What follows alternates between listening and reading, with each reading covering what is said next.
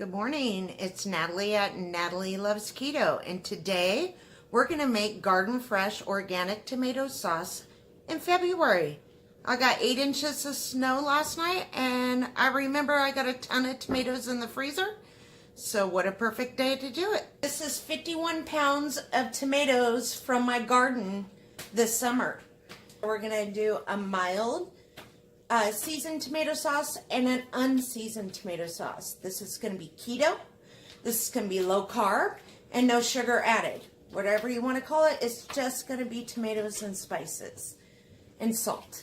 When they get ripe, I put them in freezer bags if I can't use them up so they don't spoil, and I store them in the freezer until I have a chance to do a batch of tomato sauce.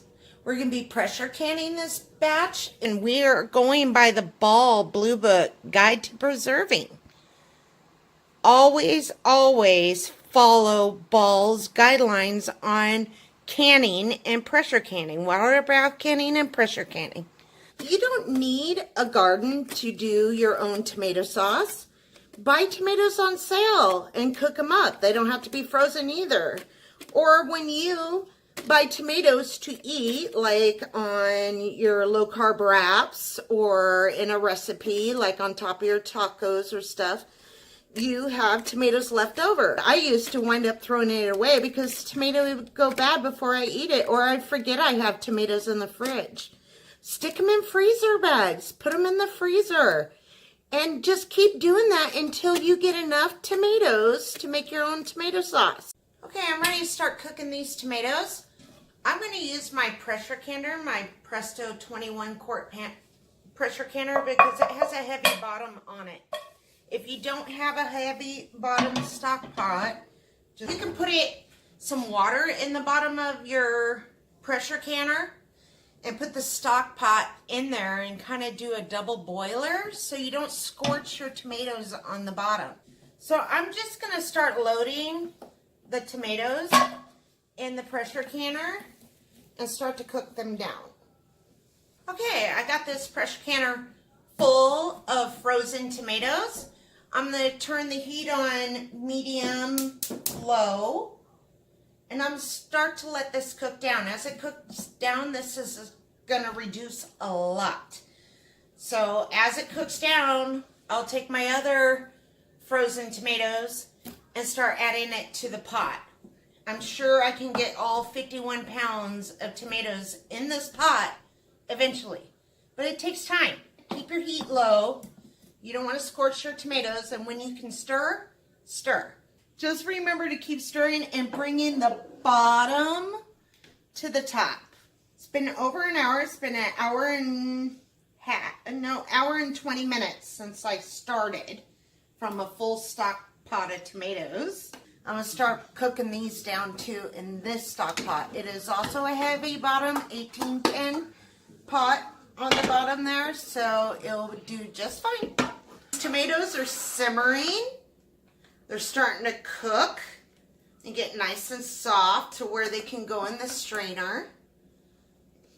We're going to cook them for 10 minutes, get them nice and soft, and that way it goes through the strainer easily, and we can extract all the seeds and the skin and get the beautiful creamy sauce out of here. The Kachina Pro works pretty good, but it leaves seeds, especially when I use Roma, because their seeds are really tiny.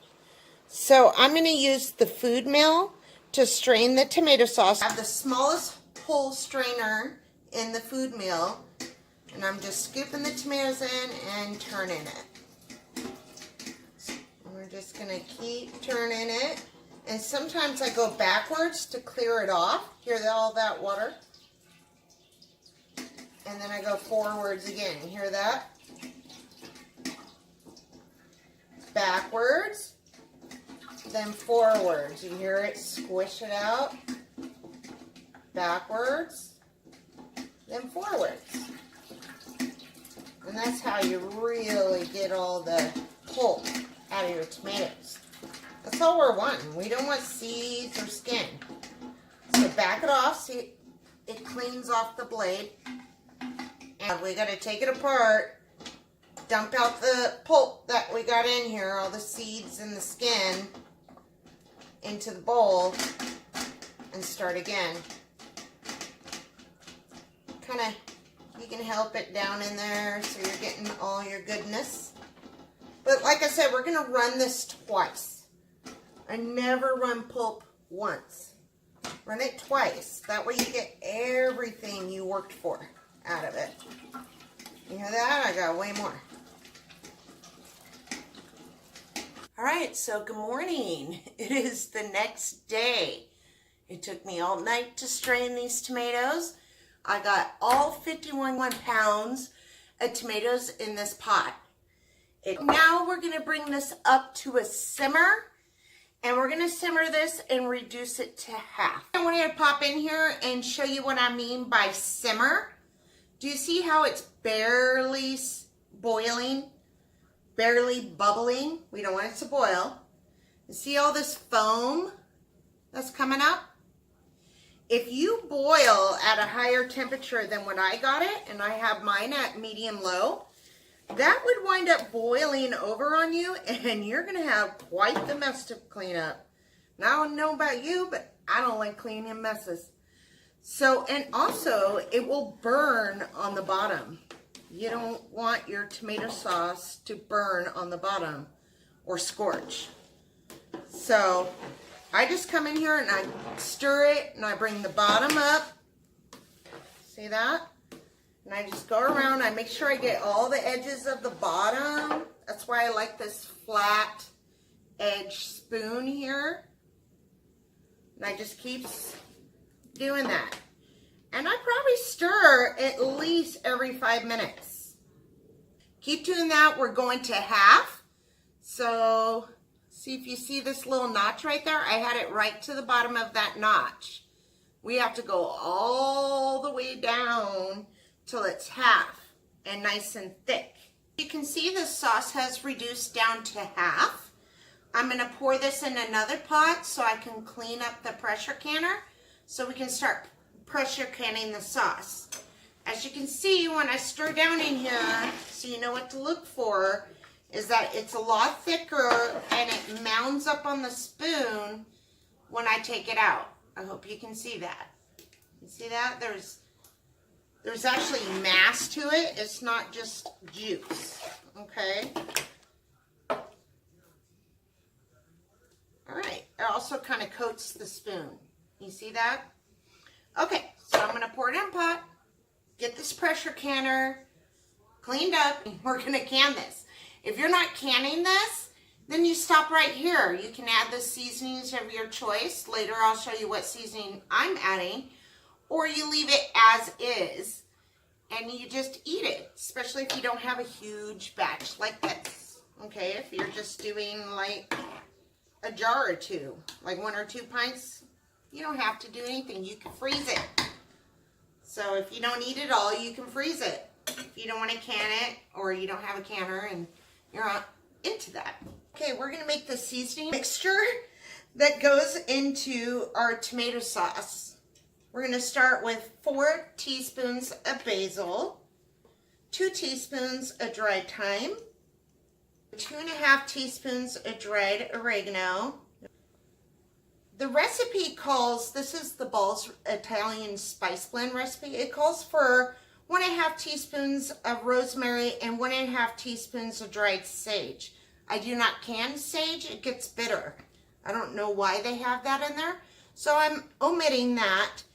And I'm omitting the rosemary because I don't have enough. So I'm going to use marjoram instead. And I'm going to use that in place of the rosemary. So that's going to be 1.5 teaspoons. And then in place of the sage, I'm going to put my homegrown dried parsley in here. I dehydrate it and I store it in vacuum sealed mason jars. And so I'm going to put 2 full teaspoons. And then I'm going to put 1 teaspoon of garlic powder in there. And then I'm going to put 1 teaspoon of my homegrown onion powder in here. I dehydrate the onions and I grind them up. And there's your onion powder. And the last thing we're going to add is red pepper flakes, 1 teaspoon. Okay, this is going to be going into my seasoned jars, and plus salt, and only salt's going into the unseasoned jars.